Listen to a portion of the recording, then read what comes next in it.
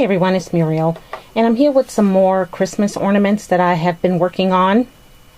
My inspiration for these ornaments again came from the Artie Cake charms that are purchased at Michael's, and I picked this one up this week or last week, and this one happens to have a Christmas tree just made with some really pretty Christmas fabric.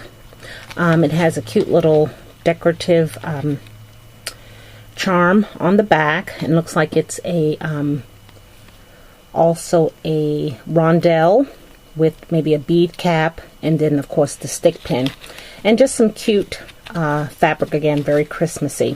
So I bought this again to use as inspiration, and I had some fabric that I've had from Stamping Up. Last year I purchased it.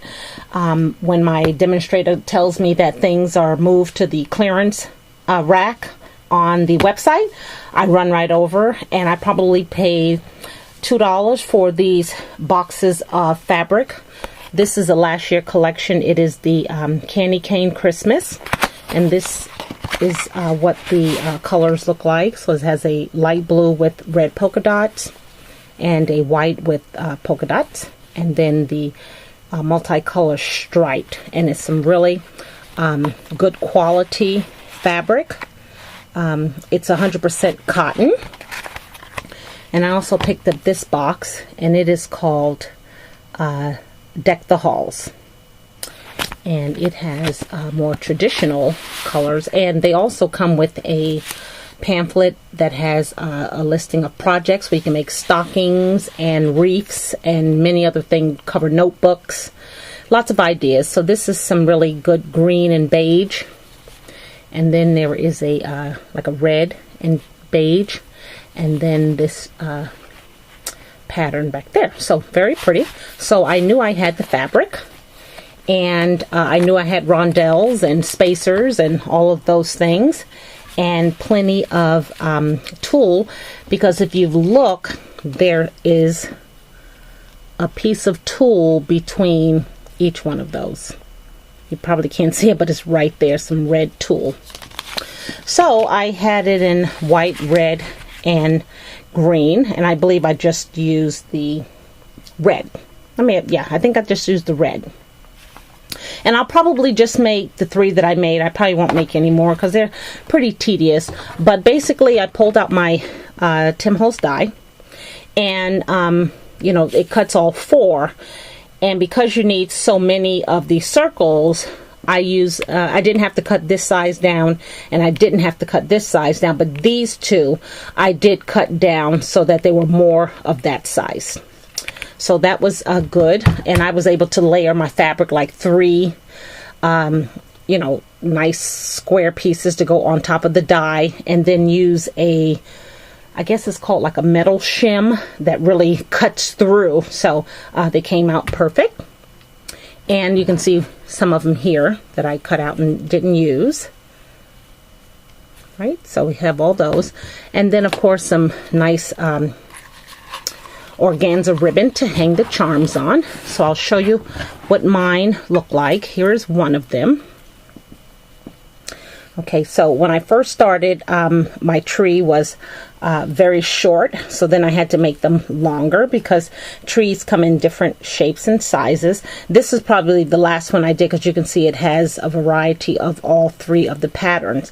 But basically, I have the stick pin, a spacer bead, and then I found this flat charm. I can't tell you where I got it from, but I just didn't seem to have anything like this. So if you have a jewelry junk drawer or whatever, and you have something similar to this with a hole in the middle, it would be perfect. But you know, I just try to be similar, not exact.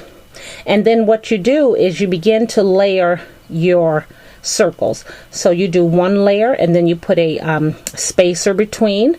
You do another layer, spacer between, another layer with the tulle, and then you put a rondelle. And then you keep going. Fabric, spacer, maybe the tulle, fabric, and a rondelle. And it just kind of keeps going. And of course, you have the 2 different sizes, so you start using the smaller ones as you go higher up. and then you top it with a green bead, and then just go ahead and loop over your pin. So that was one.